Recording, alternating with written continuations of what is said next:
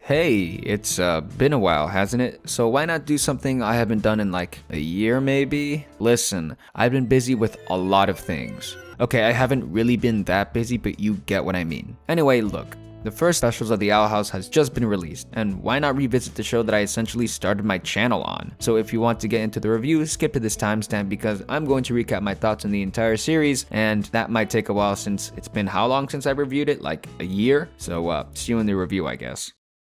Sadly, my opinion on the show is not positive. I used to be an Owl House fanatic, and I even made a defense video for the show, and that didn't do so well. But that's besides the point. So what do I think? Well, first of all, Season 2 was pretty okay compared to the atrocities and plot holes of Season 1, and I guess that's a bonus, but there are still massive issues I have with the show. Number 1, the magic system is still laughably underdeveloped and god-awful at times. Number 2, if I'm being honest, the side characters range from being okay to practically cardboard, especially Willow and Gus. They have gotten zero characterization apart from 1 or 2 episodes. It's embarrassing. Number 3, the pacing issues are even worse in Season 2 compared to Season 1. I am aware of the behind-the-scenes drama and issues the Owl House has faced with Disney, and that sucks, but I still have to judge it fairly, though I will cut it some slack when some things have been glossed over for the sake of time. Anyway, you already know what happened in the season finale, so let's just begin where the special starts. So the gang finally made it to the human world, and Anne and the planters, Luz, go home to see Camila, Luz's mom if you don't remember her name. We get a nice reunion, and everyone sits around the table and begins to talk about what happened. Camila is way too chill about knowing what her daughter just did and what she's been through, considering what she said back in Season 2. No.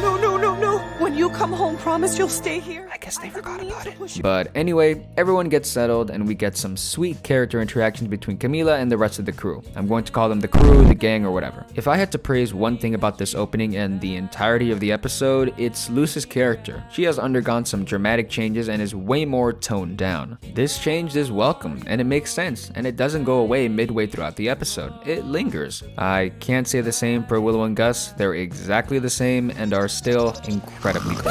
Hunter and Amity are by far the best side characters in the show, especially Hunter, who I've always liked, but I feel like I'm missing someone. Oh yeah, V. V? Yeah, she's here too.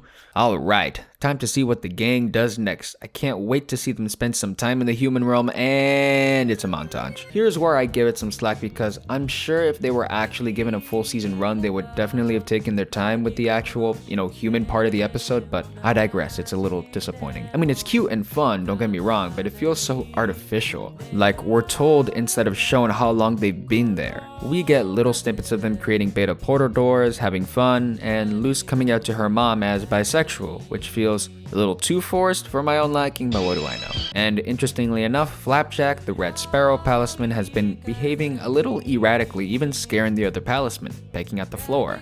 The redesigns for the characters are nice, and I like all the different outfits they wear throughout the episode. It gives me Adventure Time vibes, if you know what I mean. Anyway, Luz is a little out of it and naturally feels guilty. The gang are at the shack place and are hanging out practicing Spanish, and as a fellow taco eater, I appreciate that Camila actually has a proper Spanish accent, though I'm not Puerto Rican or Mexican.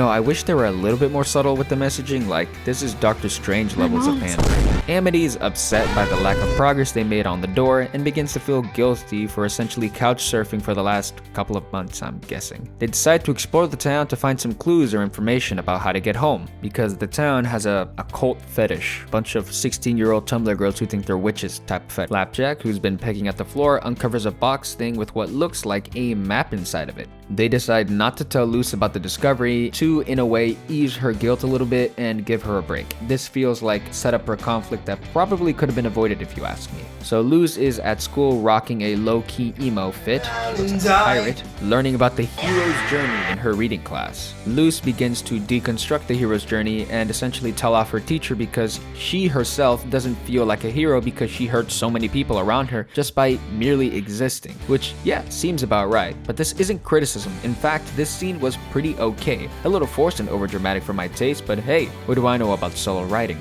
Yeah, what do I know? So after that tantrum, these two dudes tell Luz about the old Gravesfield haunted hayride and the festival they're going to be having in the town. This is completely off topic, but these two dudes have horrible designs. I'm sorry, they look like modern Simpsons background characters. They're uncanny. I hate them. We then get this really nice conversation between Hunter and Gus, and I'll give it to the writers, this scene is pretty alright, and gives us a bit of insight into how Gus is feeling about his entire situation. But instead of it letting it linger, they introduce this Star Trek parody thing and immediately suck out any emotional value from the scene to turn it into an unfunny joke to boot. Oh yeah, I forgot to mention that Hunter is afraid of being seen as a Grimwalker for some reason. Like, they don't really explain why, and it's not developed any further than this one interaction, so it doesn't change much. After that, we cut to Luz waking up in the middle of the night, not being able to sleep, accidentally letting the hayride flyer slip onto the floor, catching the attention of Amity. We then see Camila, who is staying up late going over her notes on how to take care of the kids. I can't be the only one who's wondering how expensive it must be to take care of 6 kids at once. I mean, holy fuck. How much bank does Camila make? Anyway, Camila falls asleep and we are treated to the dream sequence of the episode. It's bad. Can't be an angry mob without pitchforks. Like, I hate this sequence. I know it's an unpopular opinion, just like this video, but I just don't think it works. It feels forced, and I don't like using this word, but cringy. And I don't like how they portray Luz's actions as merely innocent fun and the rest of the world as evil or against her for some reason. Especially the part where she's talking to a guidance counselor or the school principal, it could be anybody, who points out genuinely concerning things a parent should be worried about. Luz has no friends, inconsistent grades, and she brought a live snake to school. I almost got the cops called on me for bringing plastic handcuffs to middle school. Trust me, a snake is a bit much. It's also understandable that the guidance counselor would bring up her dead father as a likely source for her acting out, even if it wasn't. Losing a parent is unimaginable, and I don't even think there's a proper word to describe the loss, but I had a friend who lost his dad midway throughout the school year, and let's just say he was a lot like Luz and acted out and did things that were much worse. Trust me, it can fuck you up for life. This guidance counselor is actually pretty good. He shows more care to her than the one I had back in middle school. So Camila wakes up from her nightmare to Luz asking a very reasonable question. Why isn't she mad at her? And Camila responds with soothing words telling her that people make mistakes and you just have to learn from them. I would have liked to see Camila at least reprimand Luz a little bit, considering that she now has to take care of 6 kids because of her, but I understand why Camila is so supportive to Luz, who is clearly having feelings of guilt. Though, if I was Camila, I'd tell her to get a job to help pay for some of the expenses because Amity and the gang are ready to go into town to solve that map mystery thing. Hunter gets left behind because he's wearing this Star Trek uniform thing and they're trying not to attract attention to themselves, so he has to change. But before he leaves the cabin, he finds this goop thing on the floor and touches it for some reason. Oh my god. Was that the bite of 80? But what's this? He sees a Bellows-looking goblin thing. And then they immediately cut to the gang exploring the town. They completely forget about Hunter and just leave him in the cabin. They don't even mention him. And then we're treated to another montage. It's fun, I guess, but the backgrounds in the town itself look really ugly. This is probably the only time when I'm going to be critiquing the animation. This sequence looks really bland in comparison to like Amphibia, where their human setting looked just as good as the frog setting. This entire sequence feels like a waste of time, and where it leads is just, excuse my language, but bullshit. With V, yeah, she's here, spilling that she probably knew a place where they can get answers immediately, essentially rendering the time they spent looking null. They get to the place and it's the Gravesfield Historical Society from the mid-season finale of season 2. V and the gang enter only to find this chick from the mid-season finale and wait, what's that? Enhance, upskill, sharpen. Oh my god. At least it was subtle. Oh yeah, V might have a crush on her. He, thing, it. I feel like I'm offending a lot of people. I think this is a... Anyway, Anyway, it tells the gang that the scroll they have is actually a rebus, which is a sort of visual puzzle, like a riddle. So this is our main conflict right now, to solve the rebus, and they spend a good bit of time doing it. I'm just kidding. They don't. It takes them less than a minute to solve it. Titan's blood! Psycho Mantis. Because they work together because of friendship. And then this weird scene happens where V is like, you guys are totally like the best of friends, right? And then they look at each other and they're like, you know, it's not always been this way. Like I'm a fucking... Okay, I can't say that. And I kid you not, Willow opens up his scrapbook about the gang hanging out together and she's like, we've gone through so much in the last couple of months, we become even better friends. They literally tell us that they became better friends. They don't show us. I thought did we pass basic comprehension? It's called show not tell. Don't tell us, show us. And pictures is not enough. You see, that's what I mean about artificial development. They just tell us about how far they've come together, but barely show us anything other than a glorified PowerPoint presentation. This is where I cut a little bit of slack because, you know, Disney essentially fucked them over. But even with the slack, there were still plenty of opportunities in maybe season 1 to develop these characters further. I mean, look at Willow and Gus. In the entirety of the show, I think they only get 1 or 2 episodes where they were the main focus, while Amity and Hunter get so much more and are better characters for it. It just bums me out that these really cute moments of genuine lightheartedness have been wasted on these pictures and the characters telling us how much they've grown. This is literally the plot to a Rick and Morty episode. Then as one final kick in the nuts, they all take a selfie together with V for some reason. I forgot that she was a character. V spots a map in the photo and figures out that the old grapes field where the hayride is being held at is the key to the puzzle, conveniently close to the characters where the festival is being held at. There's only so many times where I can take convenience for an answer to a problem. Remember kids, the plot has to chug along. The plot has to chug along. Meanwhile, Luce is spending the day with her mom at the animal hospital. How much do animal doctors make? Let me see.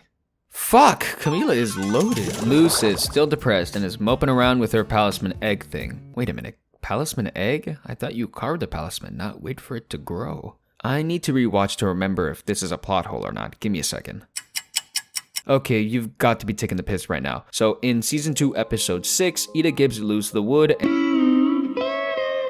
but then in episode 20 of season 2, she carves it into an egg so it could choose for itself? Excuse me? I thought you made a palisman, like you carved the thing. Then why the fuck would you ever want to just carve an animal when you can just make an egg for it? How the fuck does that even work? So in theory, you can carve the palace wood into a gun and then you have a gun palisman? Or what if you carve it into a circle and not an egg? How can it tell the difference? Can I just like carve an anime character into it and then it just comes to life? さて、本日のお題はこちら。ズバリ Luce, after she gets in her feels Drake style, notices that her hand got singed when she touched the light glyph in her notebook. It's a nice detail that her mood reflects the way she sketches and how much she's improved since season 1. We then cut to Hunter, who has just been completely ignored for the past 7 minutes, which...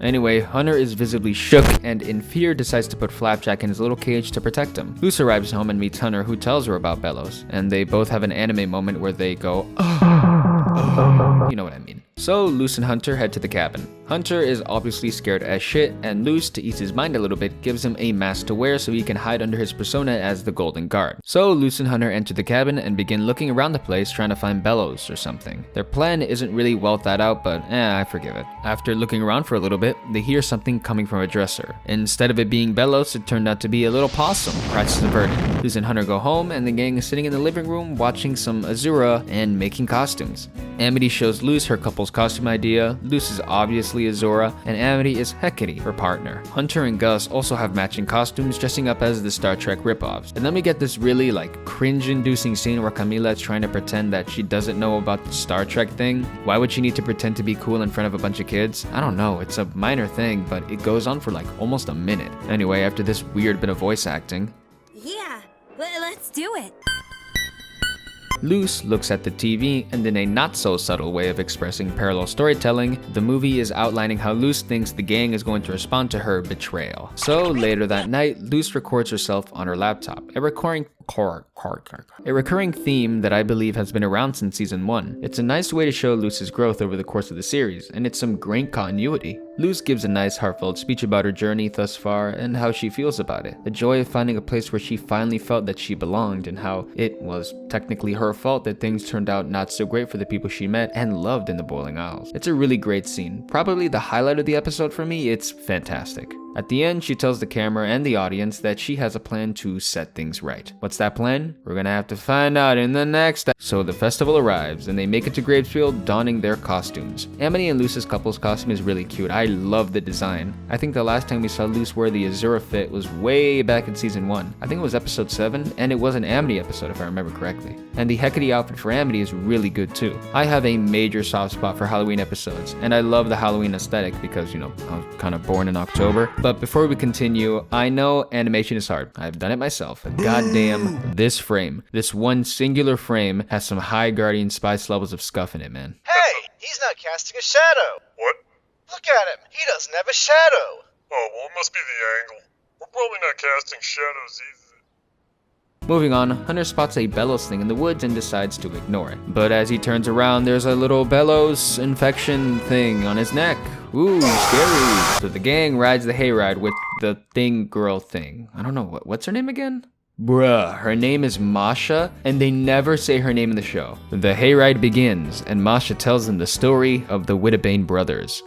The story goes that Philip and Caleb went to Gravesfield to settle down and live their peaceful lives. Caleb was the older one and took care of Philip, but they both soon realized that the town practiced witchcraft, and after that, they became accomplished witch hunters to combat the heresy. One day, a witch called Evalyn enchanted Caleb with his magic and whisked him away into another world with a secret code. Philip went in search for its brother and vowed to bring the wicked witch to justice, but none of the brothers were ever heard from again after that.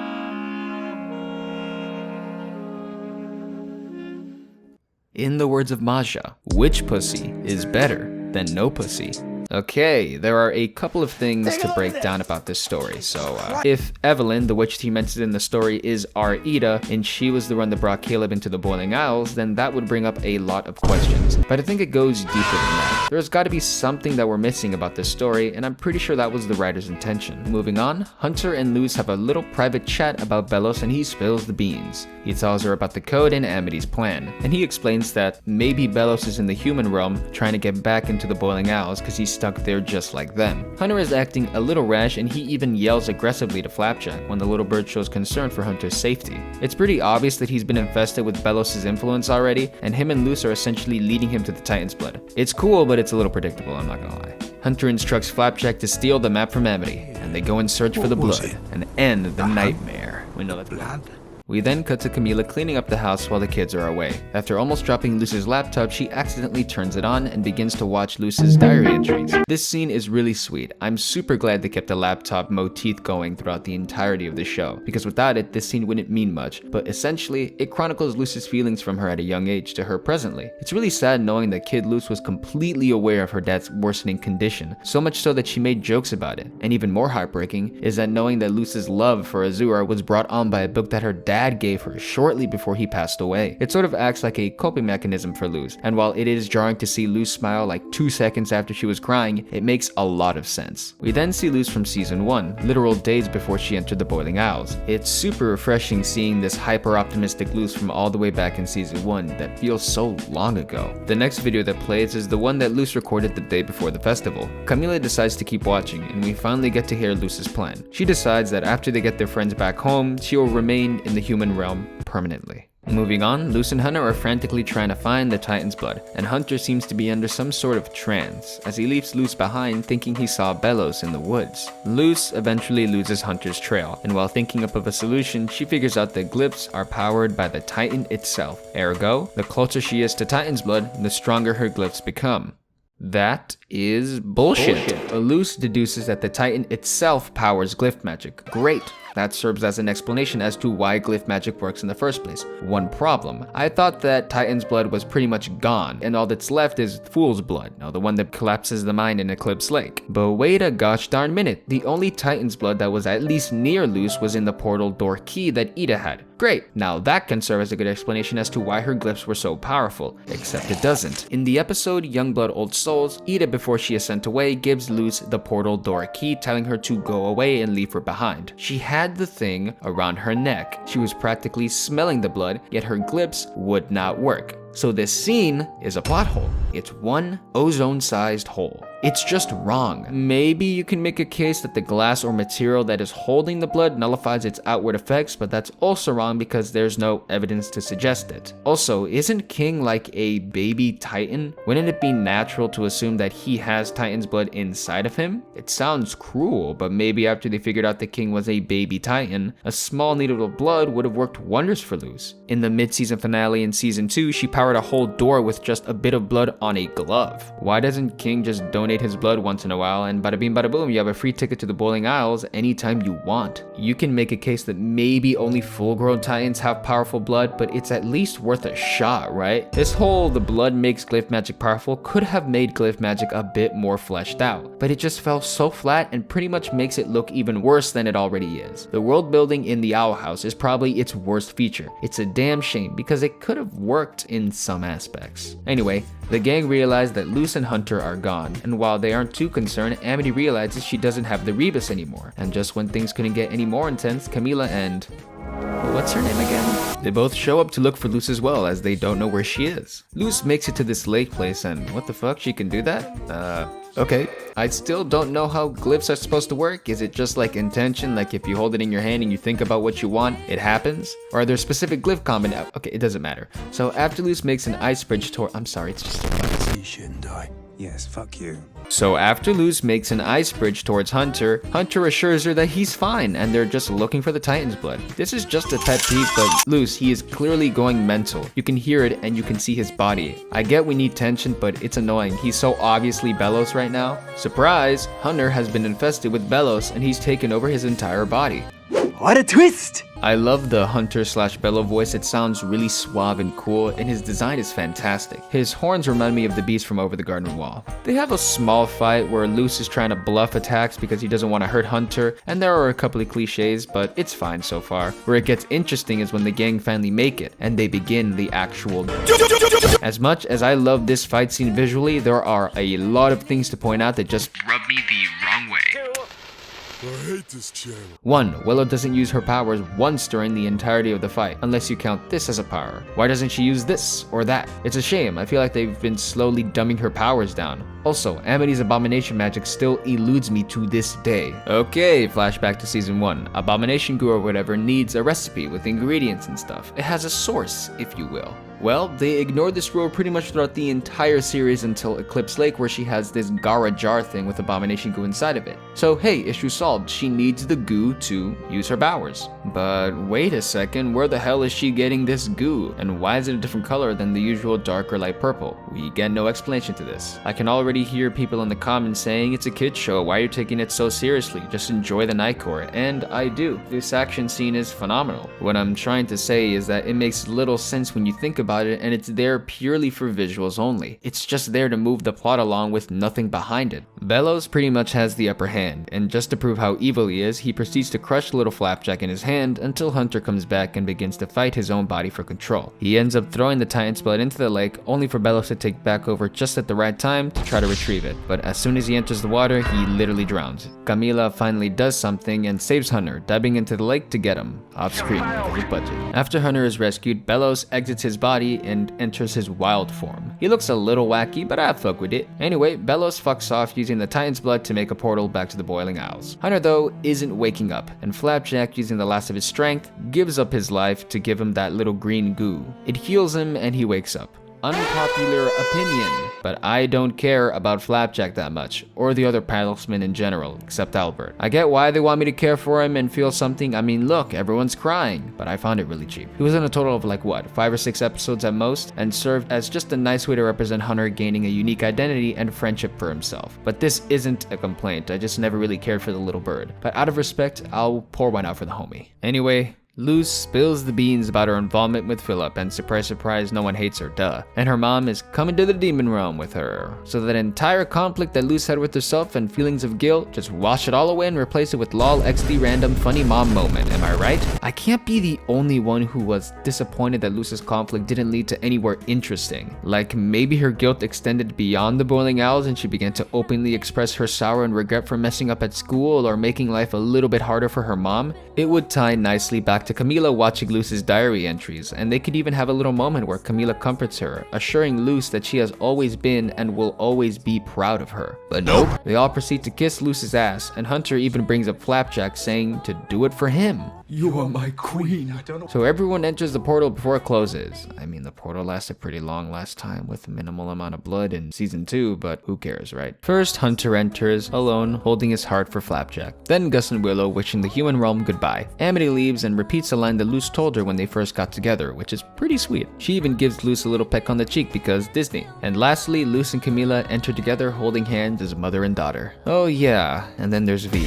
She's staying behind to take care of things for Camila while she's gone. Wait a minute, so Camila just leaves for an undiscernible amount of time and expects a child to take care of expenses like taxes? And did I mention taxes? Oh yeah, and Luz too. She's just gone now with pretty much no excuse. They enter and boom, that's the end. Bye. I'm just messing with y'all. Let's get into some general thoughts. You can leave now if you want.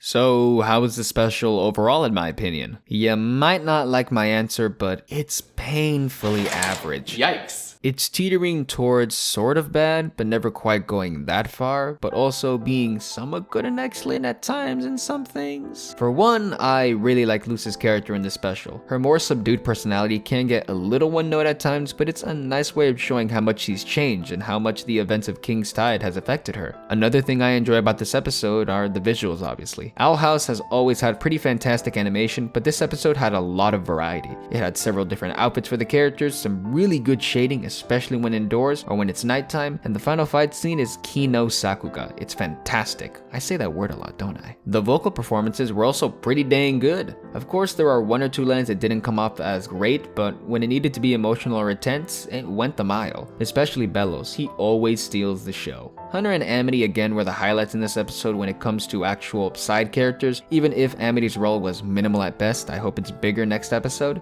It was nice to see her take initiative on the whole Rebus thing. I liked Hunter because his conflict with Bellows is genuinely interesting and it was really fun to see it unfold, and his short speech at the end when he's fighting off Bellows' influence was pretty dang emotional and well performed too. Now let's get to the not so great portions of the episode. For one, the massive plot hole that concerns glyph magic just got even wider with the extra rule that was put on it. Not only did it make the rules of glyph magic even more messy, but it ruins what could have been a chance to redeem the magic system as a whole. Willow, Gus, and V are literal non-characters in this episode. They are practically glorified background characters. Willow got it the worst. After the 20-minute mark, she loses her one character trait of wanting to take pictures and she just doesn't talk until like the ending. And Gus, well, he forgot about missing his parents pretty quickly. That arc was just dropped. V. What do I even say about V? She was in one episode, appeared for like 2 seconds in another one, and had 5 lines throughout the entirety of this episode. She's barely in the show, and they want me to treat her like a friend, like an actual main character, when literally none of the gang has ever met her before coming to the human realm. Another problem that I already mentioned before was the artificial development, but I want to bring it up again because especially towards the end, it becomes too obvious to ignore. The ending of this episode makes me feel hollow, and I wish it didn't because it ends in a grandiose tone and I want to feel good about myself, but I don't. It's because it wasn't earned. Hunter and the rest of the gang were only friends for about 1 episode, and the rest of the time he was a villain. Camila, while an entertaining character, is just like V, in 1 or 2 episodes and given the bare bones amount of development. Just because you give characters haircuts and change their outfits once or twice doesn't mean squat when it's not properly earned. I understand that the showrunners were cut short and they had to make this shit up and rush things out before they reached the finish line, but it's just really hard to judge this show in general because of this aspect. A lot of the best shows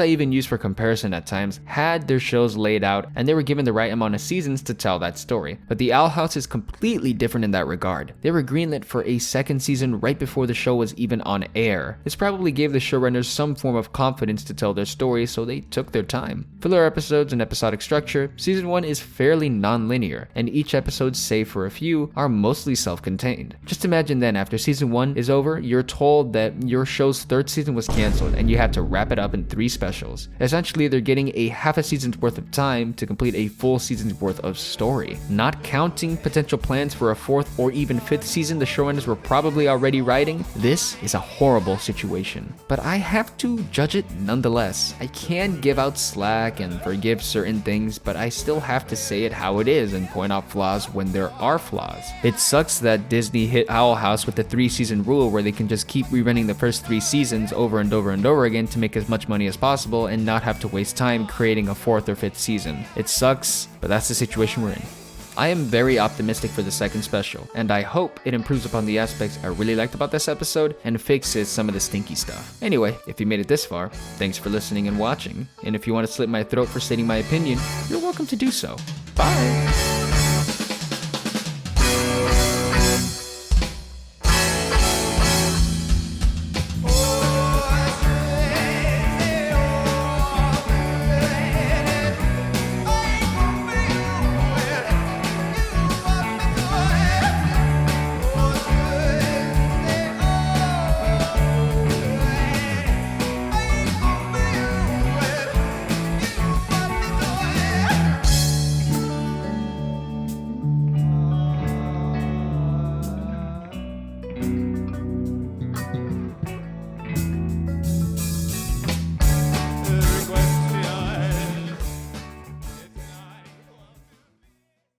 Potatoes!